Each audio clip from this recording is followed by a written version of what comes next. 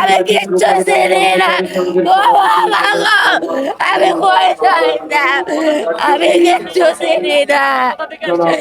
বাড়ি গাড়াতে শহীদ রবীন্দ্রদের বীর বিক্রমের সন্তান, রবীন্দ্রদের কলেজে চাকরি করে আমি, আমার স্বামী রবীন্দ্রদের ছিল চাকরি করে, আমরা চিকিৎসা নাই, আমরা হাসপাতাল তো গেলে একজন শহীদের সন্তানের চিকিৎসা নাই। ভিজিট ভিজিট এদের আমি রবীন্দ্র কলেজে চাকরি করি। দুতলাতে তিন তলাতে দুতলাত পড়ায় কংগ্রেস থেকে সেই জায়গা ধরতো না, ওই হাসপাতালে লয়ে যান, সিট নাই, পেট নাই, ডাক্তার নাই, মূল্যায়ন নাই, বিরোধ করবে মূল্যায়ন নাই। কেন পালন করে নিয়ে দিবস? এই দিবস চাই না আমি, এই দিবসের যদি মূল্যায়ন না দিতে পারেন, একজন বীর বিক্রমের সন্তান বাঁচাতে বেলায় পড়তেছে চিকিৎসার দুঃখে।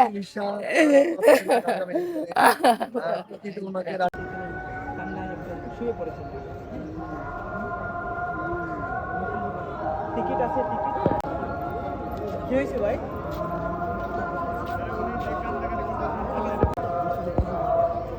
এই জন্য আপনাকে ফোন করা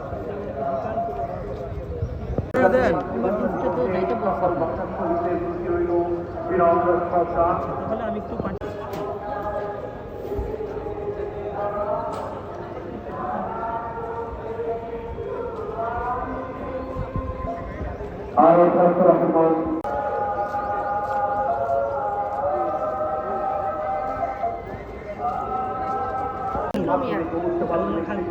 শাহিনুর আর হাজবেন্ডের নাম হচ্ছে বজলু মিয়া, যিনি আর কি রোগী। মূল্যায়ন নাই, বিরোধ করবে মূল্যায়ন নাই। কেন পালন করে নিয়ে দিবস?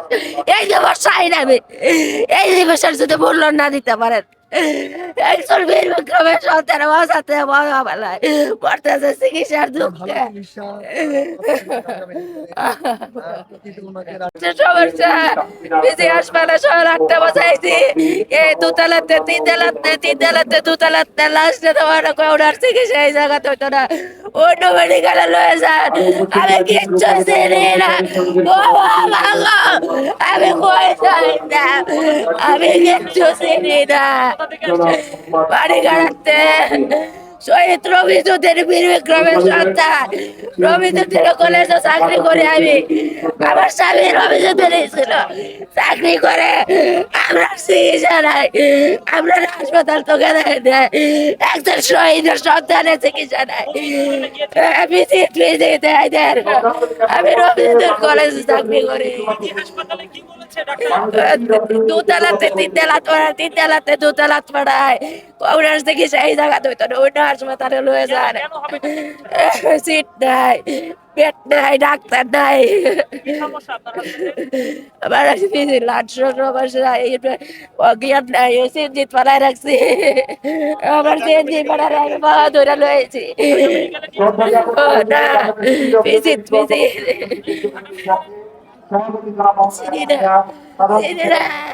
আমি ডাক্তার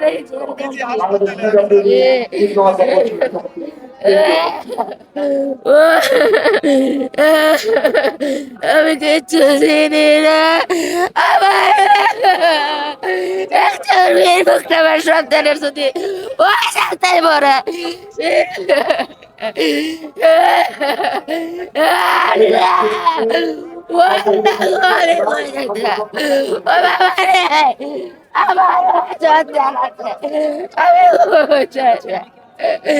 আপনার পরিবারের কি কি আছে? আমার দুই ছেলে, এক ছেলে 300, আরেক ছেলে 9 আমার বোনা বাবার লোক আছে।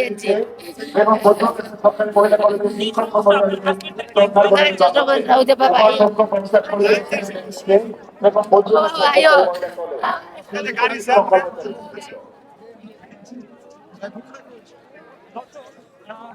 আমরা কিছুক্ষণ আগে এই মহিলাটিকে দেখতে পেলাম, তিনি কেন্দ্রীয় শহীদ মিনারে কান্নায় ভেঙে পড়েছেন এবং তিনি জানাচ্ছেন যে যেমনটা দেখতে পাচ্ছেন আপনারা যে আমরা দাঁড়িয়েছিলাম ঠিক তার পাশ দিয়েই কান্নার আওয়াজ পেয়ে কিন্তু তার সঙ্গে আমরা কথা বলি এবং তিনি যেমনটা বলছিলেন যে তার হাজবেন্ড কিন্তু অসুস্থ এবং চিকিৎসার উদ্দেশ্যে যখন ঢাকা মেডিকেল কলেজ হাসপাতালে তাকে নিয়ে আসা হয় তখন কিন্তু ঢাকা মেডিকেল কলেজে তার চিকিৎসা হবে না এমনটা বলাতে তিনি কিন্তু ভেঙে পড়েন এবং কাঁদতে কাঁদতে কিন্তু তিনি শহীদ মিনারে ছুটে আসেন। এখানে সিএনজিতে কিন্তু তার যে হাজবেন্ড তিনি এখন পর্যন্ত সিএনজিতে অবস্থান করছেন এবং তার যে সার্বিক পরিস্থিতি সেটি আমরা আপনাদেরকে দেখানোর চেষ্টা করছি।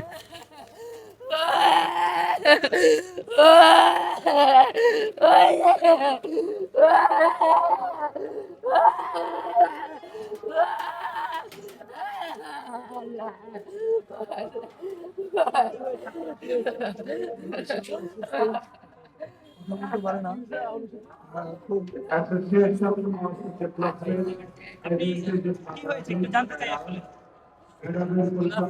সমস্যা বলছে নিতেছে না। ওই গেটটা একটু খুলে দিন, ছেলের সাথে একটু কথা বলি।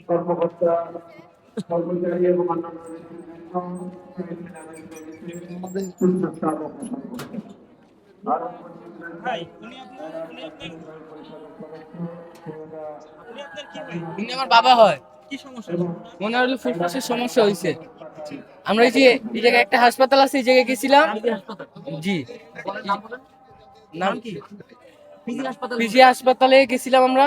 ফার্স্ট আমাদের নিচতলা থেকে টিকিটটা দিল, উপরে গেলাম, আবার নিচে আসতে বলছে, নিচে আসছি, আবার আমাদেরকে ভর্তি নিচ্ছে না এই জায়গায়। কেন কি বলে কেন দিচ্ছেন না? কয় অন্য হাসপাতালে যাও। না, মানে কেন কি বলেছে যে নিবে না কেন? নিবে নাই, কিছু বলে নাই, কোনো কারণ বলে নাই। কি করে উনি? উনি চাকরি করে রমিজুদ্দিনে, শহীদ রমিজুদ্দিন ক্যান্টনমেন্ট স্কুল। এই 5-6 দিন। মানে কি সমস্যা হচ্ছে?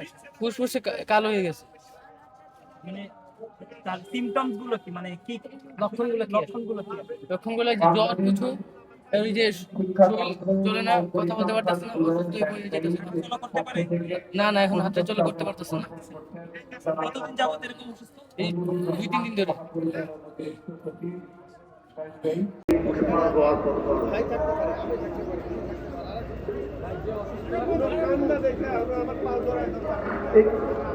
এগিয়ে আসছে বাংলাদেশ আউটসোর্সিং কর্মচারী ঐক্য পরিষদ কেন্দ্রীয় কমিটি সভাপতি মোহাম্মদ রফিকুল ইসলাম সম্মান কেন্দ্রীয় পরিষদ মতিঝিল থানার সংগঠনের নেতৃবৃন্দ এই মুহূর্তে ছবি পরিচয়ে প্রত্যেকটা অর্পণ করছেন।